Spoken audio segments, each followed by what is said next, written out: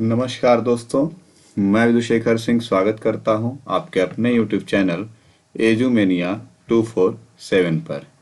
दोस्तों, जैसा कि आप देख रहे होंगे कि सारे एग्जामिनेशन जो भी सामने दिखाई दे रहे हैं, जिसमें से सबसे ज़्यादा इम्पोर्टेंट एग्ज़ाम है आपका लेखपाल और यूपी पुलिस का। उसमें जो गेम चेंजर टॉपिक है या गेम चेंजर सब्जेक्ट है, वो गेम चेंजर सब्जेक्ट है हिंदी। और हिंदी के सारे टॉपिक्स को हम लेकर के आए हैं आपके बीच में अपने चैनल पर कवर करने के लिए। और टारगेट पूरा का पूरा ये है कि अपने चैनल के माध्यम से पूरा का पूरा हिंदी आपके सामने फ्री ऑफ कास्ट पूरा का पूरा सिलेबस कंप्लीट करा दिया जाए। तो जिन लोगों को भी हिंदी का पूरा सिलेबस कंप्लीट करना है, और वो भी फ्री ऑफ कास्ट, यानी कोई भी हिडन चार्ज या कुछ भी ऐसा नहीं है, तो वो चैनल को सब्सक्राइब जरूर करेंगे, लाइक जरूर करेंगे और अपने ज़्यादा से ज़्यादा दोस्तों में शेयर करने का प्रयास करेंगे। आज हम लोगों का जो टॉपिक है, आज के टॉपिक में इस वीडियो में हम लोग कंप्लीट करने वाले हैं एक पूरा टॉपिक, जिसको 1 से 2 नंबर के प्रश्न बनते हैं। वो है आपका समास।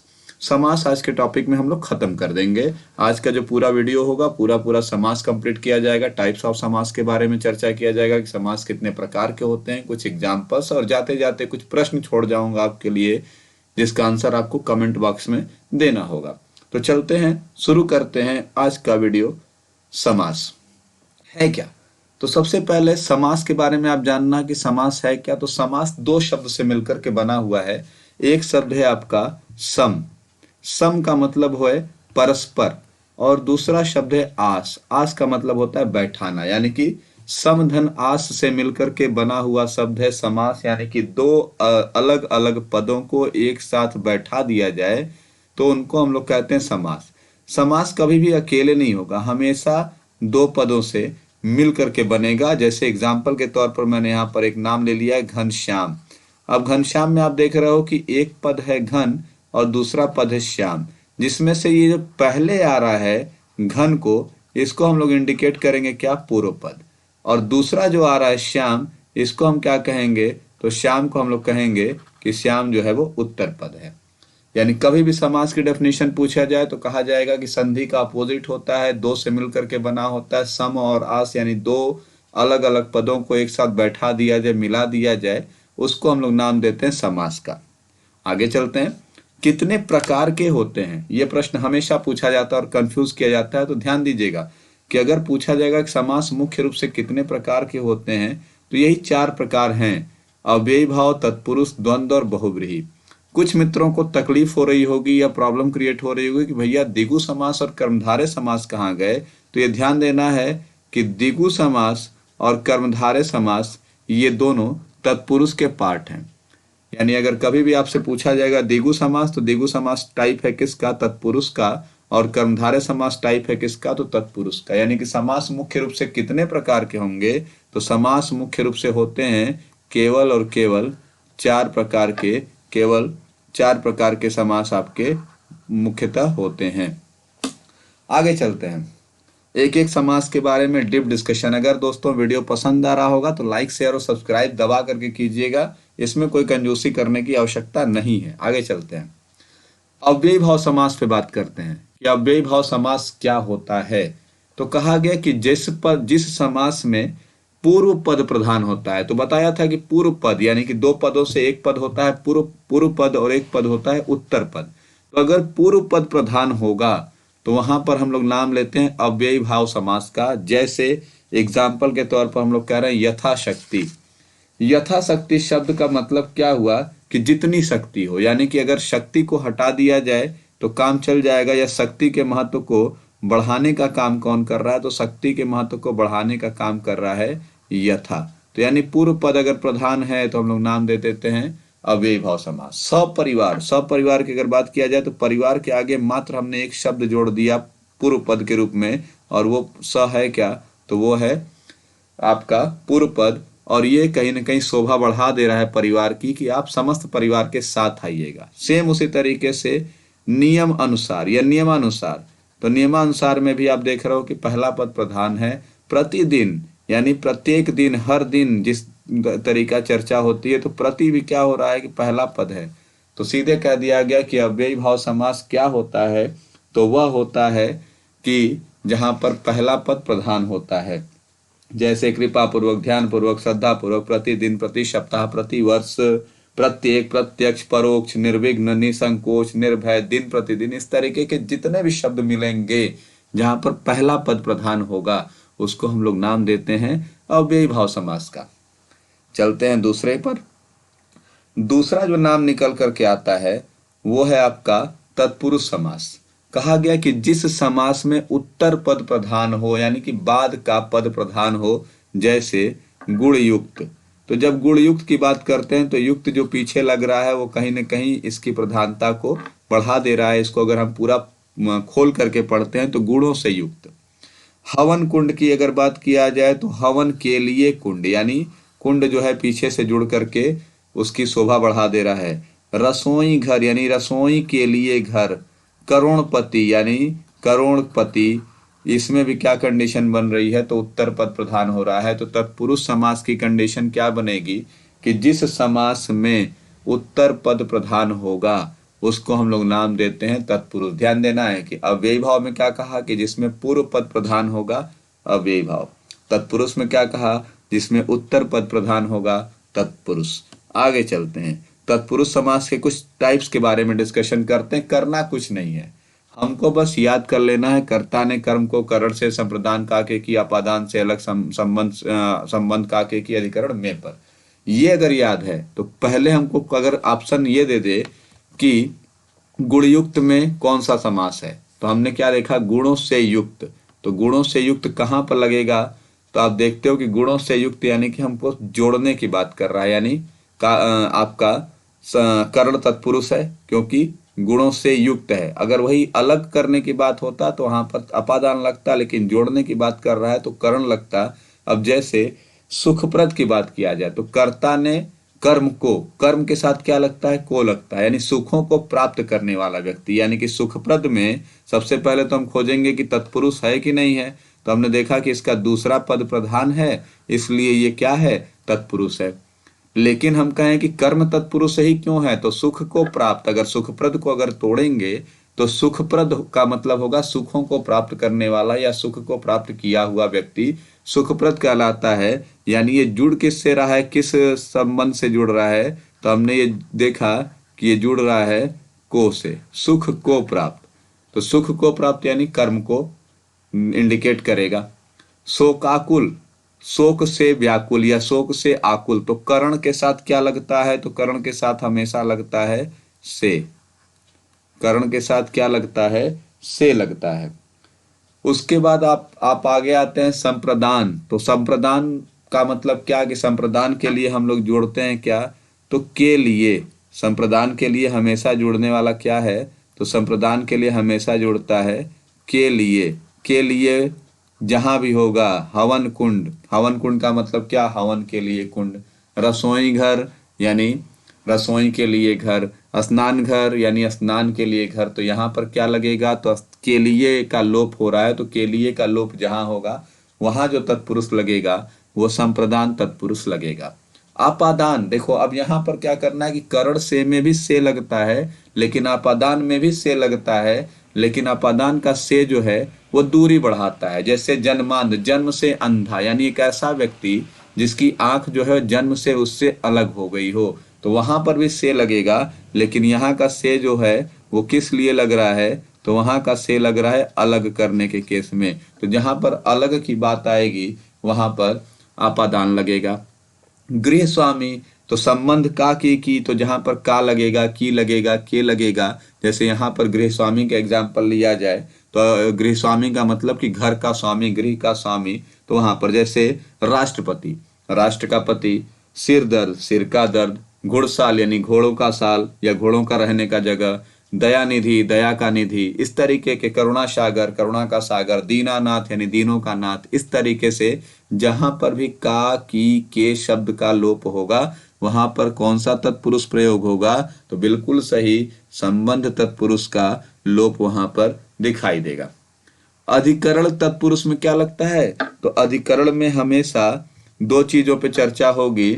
अधिकरण में हमेशा चर्चा होगी एक चर्चा होगी में पर और एक चर्चा होगी पर। तो जहां पर में और पर शब्द यूज होंगे वहां पर अधिकरण। जैसे सर्वोत्तम की अगर बात किया जाए तो सब में उत्तम। दूसरा नाम मैं ले लेता हूं, सर्वोत्तम के जगह पर अगर दूसरा शब्द यूज किया जाए तो वनवास, तो वन में वास। गंगा स्नान तो गंगा में स्नान। प्रेम मग्न तो प्रेम में मग्न। मन मौजी तो मन में मौजी। तो इस तरीके के जितने भी नाम आएंगे वो अधिकरण में आ जाएंगे। यानी तत्पुरुष कितने प्रकार के होंगे, तो कर्म, करण, संप्रदान, अपादान, संबंध, अधिकरण। इनको अगर जोड़ दिया, यानी ऊपर से कर्ता को हटा दिया है, नीचे से संबोधन को हटा दिया है, उसके अलावा जितने भी आपको पता है सब क्या है, तत्पुरुष समास के प्रकार होंगे। आगे चलते हैं। अव्ययी भाव में क्या बोला, तो अव्ययी भाव में बोला कि जिसका पहला पद प्रधान होगा वो अव्ययी भाव होगा। तत्पुरुष में क्या बोला, तो कहा कि जिसका दूसरा पद प्रधान होगा वो तत्पुरुष होगा। अब आ जाते हैं द्वंद्व पर। तो द्वंद्व में कहा गया कि जिस समास में दोनों पद प्रधान हो, यानी किसी की भी कमी दोनों को नुकसान पहुंचा दे, माता पिता, दिन रात, सुख दुख, इस तरीके के जितने शब्द नॉर्मली हम लोगों को रटाया जाता है कि जहां पर डैश दिखाई दे वहां द्वंद्व मार दो, लेकिन ये हर जगह पर क्लियर नहीं होगा, ये ध्यान देना। जैसे रातों रात, अब रातों रात में दो अलग अलग पद नहीं है, ये अव्ययी भाव का एग्जाम्पल हो जाएगा। दिनों दिन, ये अव्ययी भाव का एग्जाम्पल हो जाएगा। तो ये मत देखना दोस्तों कि जहां पर डैश है वहां पर द्वंद्व होगा। ये 100% एग्जैक्ट फार्मूला नहीं है कि ये हर जगह काम कर जाएगा। बस हमको क्या ध्यान देना है कि जिस समास में दोनों पद प्रधान हो, जैसे माता पिता, दिन रात, सुख दुख, इस तरीके के शब्द जितने भी आएंगे वो सब हो जाएंगे किसके, आपके द्वंद्व समास के। कितने प्रकार के होंगे, तो 3 प्रकार के होते हैं। पहला नाम आता है यहाँ पर इतरेत्तर का, इतरेत्तर द्वंद्व। दूसरा नाम आता है वैकल्पिक का, और तीसरा नाम आता है समाहार का।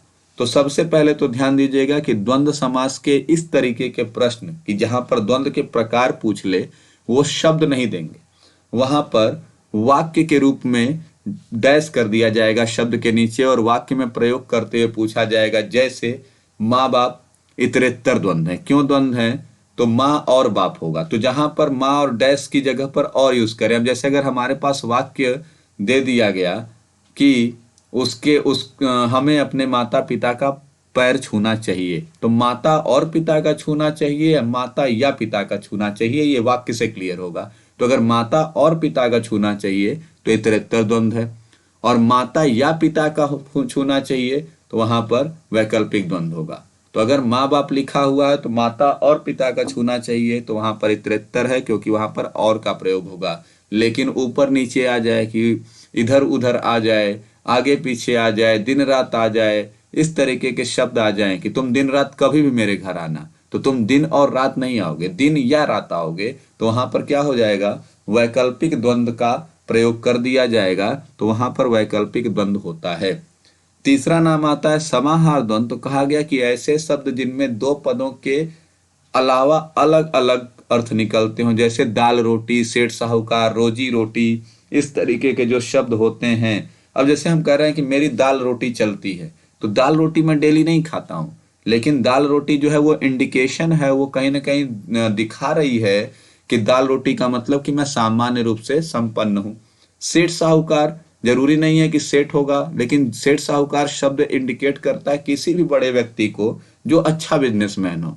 रोजी रोटी उसी तरीके से जैसे दाल रोटी का प्रयोग करते हैं। तो समाहार द्वंद्व का मतलब क्या हो गया कि शब्द का प्रयोग हम दूसरे शब्द के इंडिकेशन के लिए करते हैं, दूसरे शब्द को समझाने के लिए करते हैं, तो वहां पर समाहार द्वंद्व होता है। फिर से याद दिला रहा हूं कि जिस समास में दोनों पद प्रधान होंगे, जैसे माता पिता, दिन रात, सुख दुख, ऐसे शब्दों को हम लोग नाम देते हैं द्वंद्व समास का। 3 प्रकार के होंगे, इतरेत्तर, वैकल्पिक और समाहार। जब 2 शब्द आपस में और से जुड़ेंगे, यानी डैश की जगह पर हम और का प्रयोग कर लें, तो वहां पर इतरेत्तर द्वंद्व होगा। जब डैश की जगह पर हम या का प्रयोग करेंगे तो वहां पर वैकल्पिक द्वंद्व होगा, और जब डैश की जगह पर हम दूसरे शब्द का प्रयोग कर लें तो वहां पर समाहार द्वंद्व होता है। आगे चलते हैं। तो आगे जब हम चलेंगे तो अगला नाम आता है बहुब्रीहि समास। तो कहा गया कि जिस समास में दोनों पद प्रधान न हो और दोनों शब्द या दोनों पद मिलकर नए शब्द का विशेषण बन जाएं, उनको बहुव्रीहि समास कहते हैं। हम लोगों को बचपन से रटा दिया गया है कि जितने भी भगवान के नाम हैं उन सारे भगवान के नाम को डाल दो बहुव्रीहि समास में। जैसे हमसे कहा गया पीतांबर, पीला हो अंबर जिसका, तो पीतांबर शब्द जैसे ही आपके सामने आता है तो आप तुरंत कहते हो कि पीतांबर शब्द इंडिकेट करता है भगवान विष्णु या भगवान कृष्ण को। तो वहां पर हम लोग कह देते हैं कि पीला हो अंबर जिसका, यानी कि पीत और अंबर, ये पहला पद पीत है और दूसरा पद अंबर है, ये दोनों मिलकर के तीसरा इंडिकेशन दे रहे हैं किसको, तो दे रहे हैं भगवान कृष्ण को। यानी पहला भी पद प्रधान न हो, दूसरा भी न प्रधान हो, दोनों मिलकर के तीसरे को प्रधान बना देते हो, तो वहां पर हम लोग नाम दे देते हैं बहुव्रीहि समास का। लंबोदर की आप बात कर सकते हैं कि लंबा हो उदर जिसका, तो उसको हम लोग नाम देते हैं लंबोदर का। तो ऐसे जितने भी नाम निकल कर के आएंगे वो सब एग्जाम्पल होंगे किसके, तो वो सब एग्जाम्पल होंगे बहुव्रीहि समास के। आगे चलते हैं, अगला नाम आता है हमारा जो दो छूटे हुए हैं। एक आपका बहुव्रीहि समास में भी प्रकार होते हैं, उनको देख लिया जाए पहले। यहाँ पर भी कर्ता, कर्ता ने, यानी इंद्रियों को जीत लिया हो जिसने, जितेंद्रिय। करण, करण का मतलब क्या होगा, से। फिर संप्रदान, संप्रदान मतलब के लिए, यानी दिया गया धन। आपादान, से अलग, यानी जन निकल गए हो जहां से। संबंध, का के की, पीला हो अंबर जिसका। पतझड़, यानी पत्तियां झड़ गई हो जहां से या पत्तियां गिर गई हो जहां से, तो अधिकरण में पर। तो इस तरीके से बहुव्रीहि समास के भी आपके 6 प्रकार होंगे, कर्ता, करण, संप्रदान, आपादान, संबंध और अधिकरण। ये आपको याद रहेगा। अब आते हैं कर्मधारय समास में। तो ध्यान देना है कि यहाँ पर कर्मधारय समास जो है वो हमेशा विशेषता बताता है। कहा गया कि कोई एक खंड विशेषण या उपमा सूचक हो। कोई भी एक खंड, पूर्व पद भी हो सकता है और द्वितीय पद या उत्तर पद भी हो सकता है। और ध्यान दीजिएगा कि कर्मधारय समास का दूसरा नाम कई बार पूछा गया यूपी पुलिस में कि कर्मधारय समास का दूसरा नाम क्या है, तो समानाधिकरण तत्पुरुष भी इसको कहते हैं। अब ध्यान देना है कैसे बन सकता है, तो या तो पहले विशेषण रख लें, पीछे विशेष रख लें। ध्यान देना है कि विशेषण जिसको नहीं पता होगा, तो जो शब्द विशेषता बताते हैं उनको विशेषण कहते हैं और जिसकी विशेषता बताते हैं वो विशेष्य होते हैं। जैसे राम लंबा है, तो राम लंबा में राम जो है वो विशेष्य है और लंबा जो है वो विशेषण है। तो ऐसा पद मिल सकता है कि जहां पर पहले विशेषण मिल जाए और पीछे विशेष्य मिले। जैसे यहाँ पर महान जो है ये विशेषण है, पहले मिल गया, और आत्मा जो है वो विशेष्य है। इन दोनों को मिलाकर के हमने बोला महात्मा। फिर देखा जाए तो हो सकता है कि विशेष्य पहले मिल जाए और विशेषण बाद में मिले। जैसे मुनि जो है वो आपका क्या है, तो मुनि आपका विशेष्य है और वर का मतलब होता है श्रेष्ठ, यानी मुनियों में जो श्रेष्ठ हो, यानी वर जो है वो विशेषण है, पीछे चला गया। एक ऐसी कंडीशन भी बन सकती है कि दोनों विशेषण मिल जाए। जैसे एग्जाम्पल में दे दिया गया हरा भरा मोटा ताजा, तो मोटा भी विशेषण है और ताजा भी विशेषण है, हरा भी विशेषण है, भरा भी विशेषण है। अब देखो आप कि यहाँ पर डैश लगा हुआ है लेकिन ये द्वंद्व नहीं है, ये क्या है, ये विशेषता बता रहा है, तो कौन सा हो जाएगा, कर्मधारय। तीसरी कंडीशन में हो जाए, चौथी कंडीशन हो जाएगी कि दोनों विशेष्य हो, पहला पद भी विशेष्य हो और दूसरा पद भी विशेष्य हो। जैसे यहाँ पर क्रोध भी जो है ये भी विशेष्य है और अग्नि जो है ये भी विशेष्य है, और मिलकर के बनने वाला क्रोधाग्नि जो है वो कर्मधारय समास हो जाएगा, यानी समानाधिकरण तत्पुरुष के रूप में जाना जाएगा। फिर से याद दिला दे रहा हूँ, रिवाइज कर दे रहा हूँ कि कोई एक खंड विशेषण या उपमा सूचक हो वहां कर्मधारय समास होता है, इसे समानाधिकरण तत्पुरुष भी कहते हैं। कंडीशन क्या बन सकती है, तो विशेषण पहले होगा, विशेष्य पीछे होगा, विशेष्य आगे होगा, विशेषण पीछे होगा, या दोनों पद विशेषण होंगे या दोनों पद विशेष्य होंगे, तब हम क्या बोलेंगे उसको, कर्मधारय समास। जैसे एक शब्द आपके सामने रख देता हूं, पुरुषोत्तम, यानी पुरुषों में उत्तम। तो पुरुष यानी कौन हो गया, विशेष्य, और विशेषण क्या हो गया, उत्तम, यानी विशेष्य प्लस विशेषण से मिलकर के बना हुआ एक शब्द पुरुषोत्तम एग्जाम्पल हो जाएगा कर्मधारय समास का। या दूसरा शब्द उठा लेता हूं, अंधविश्वास। अंधविश्वास का क्या मतलब कि विशेषण आगे है और विशेष्य पीछे है। एक अंध जो है वो विशेषता बता रहा है और विश्वास क्या है, तो विशेष्य के रूप में कार्य कर रहा है। इसको हम लोग नाम देते हैं कर्मधारय समास का। दोस्तों अगर समझ में आ रहा होगा तो दबा करके लाइक, सब्सक्राइब और शेयर जरूर करिएगा, इसलिए आप अपने दोस्तों में इसको फैलाइएगा जरूर। आगे चलते हैं द्विगु समास के। कहा गया कि जिस कर्मधारय समास में पूर्व पद संख्यावाचक विशेषण हो और समस्त पद से समूह का बोध आ जाता हो वहां द्विगु समास होता है। जैसे आपने देख लिया उदाहरण में कि पूर्व पद कौन सा है, ये वाला पहला वाला। पूर्व पद क्या है, संख्यावाचक विशेषण है, और दोनों को अगर मिला दिया जाएगा तो समूह को दिखाएगा। पहला पद पूर्व पद त्रिदोष में क्या है, तो संख्यावाचक है, और सबको मिला दिया जाएगा तो समूह का बोध होगा। पहला पद ती जो है वो क्या है, संख्यावाचक है, और तिकोना शब्द उठा लिया जाए तो समूह का करेगा। उस तरीके से चारपाई हो सकता है, दुपट्टा हो सकता है, चौराहा हो सकता है। बहुत सारे ऐसे नाम हैं जो आप देखोगे कि संख्या से शुरू होते हैं और खत्म हो जाते हैं समूह पर, तो उनको हम लोग नाम देते हैं द्विगु समास का। सप्त सिंधु, त्रिदोष, तिकोना, चारपाई, चौराहा, दुपट्टा, दुधारी, इस तरीके से जितने भी नाम होंगे उनको हम लोग नाम देंगे द्विगु समास का।